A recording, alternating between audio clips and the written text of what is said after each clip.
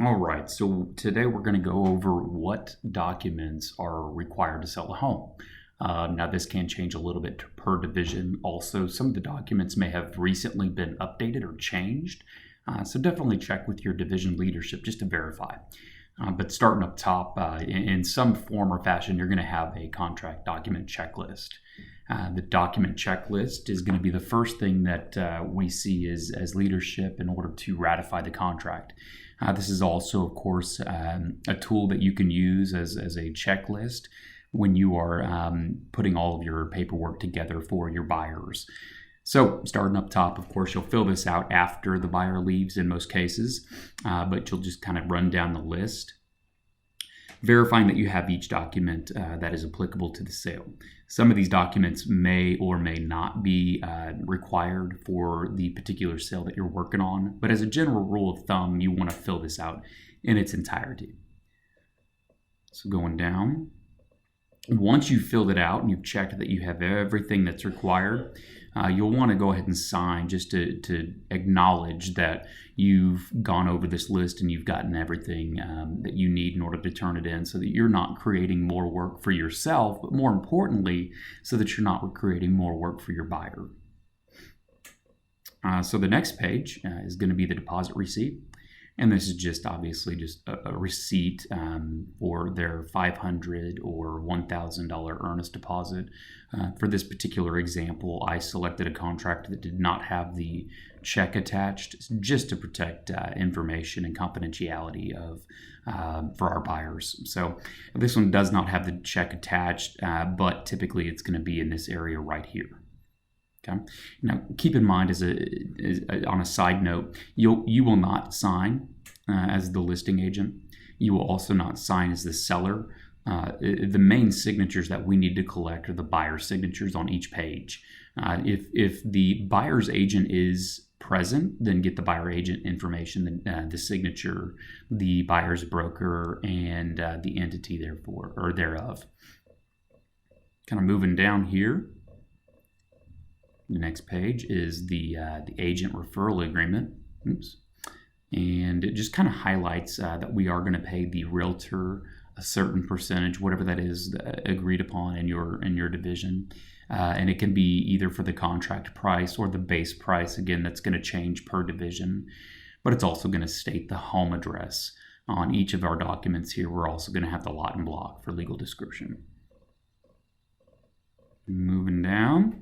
We got the customer referral, and of course this is going to be used if there was a customer or a buyer or anybody that referred this buyer to us that resulted in the sale of the home.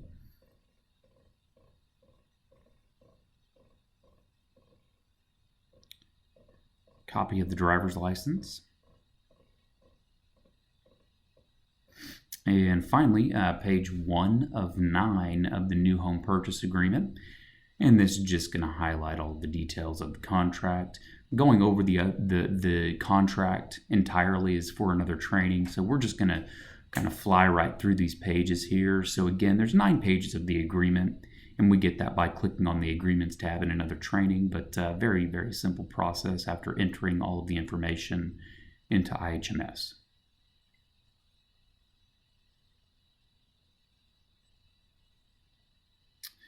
Okay, so we've passed through the 9 pages, and this, although not required, is sometimes put into the contract. It's the custom option request report, just to show that we've submitted some custom option request. Again, it may or may not be required in your division.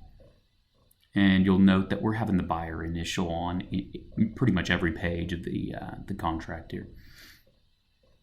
This has got the color selections now because this was back in 2016. Most everything is accurate. However, this does look a little bit different now. So bear that in mind. But this is, again, the color selections. You'll have some form of this in your contract just to show that we have the correct colors. This is, of course, followed by the selections addendum. So kind of an itemized receipt, if you will, for all of the selections in the home. This is also going to highlight the base price, the total price, the option price, and so on. Moving down, we've got the addendum to purchase, which is essentially the warranty agreement, as noted here.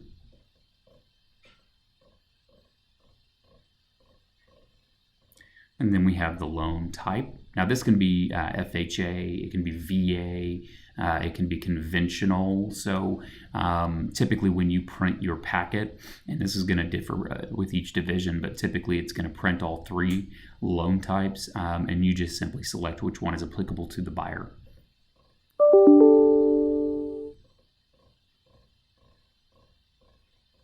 The new home construction addendum. So if we're going to be adding anything else above and beyond or in lieu of the current incentives. And that also means if we're going to be making changes of any type to the house. So just kind of bear that in mind. Credit information authorization form.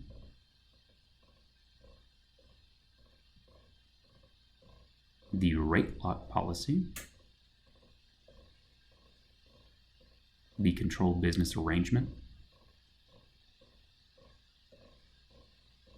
the change orders and earnest money requirements. Now, this actually has changed, and even in this division, looks quite a bit different. For example, we no longer allow 14 calendar days. It's the day of contract. So no changes can be made after the day of contract. No, again, check with the division leadership on that.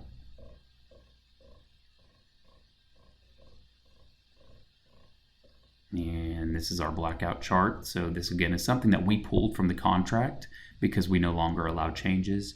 However, do please get with your division leadership so that we can confirm, or you can confirm the options available and the timeframes that you can submit those.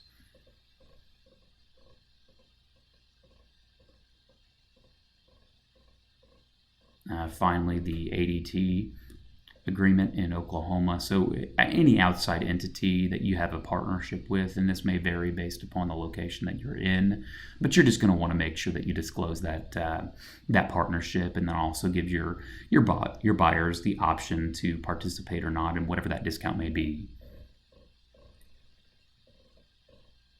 Finally, the plat map, and we just simply circle the lot and block that they've selected and then have them initial by it. The buyer's choice, this is a little bit outdated here, but it's just going to highlight the options that are included features in your home. And the cut sheet, so the floor plan. You get the buyer's initials. And a copy of the HOA, at least the amount per year, and then some contact information down here.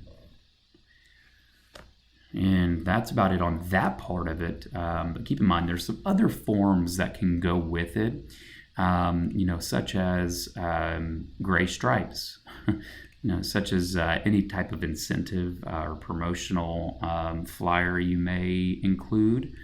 Not sure why that's doing that there, but so again, any kind of incentive or flyer that you're currently offering. You may be offering in a different community, so you can actually have a list of the HOA information. And again, a map. I don't know what is going on with the gray stripes there. The cut sheet, so your division may require an outside elevation cut sheet. They may not, so again, check with the division leadership. And again, another cut sheet there. So again, there's several documents that are needed for the agreement, but it's all pretty simple if you use one tool, and that's your contract document checklist, which again is right up here at the top, and just simply go through it from top to bottom, making sure that you have everything that you need so that you don't cause the buyer to have to make an extra trip.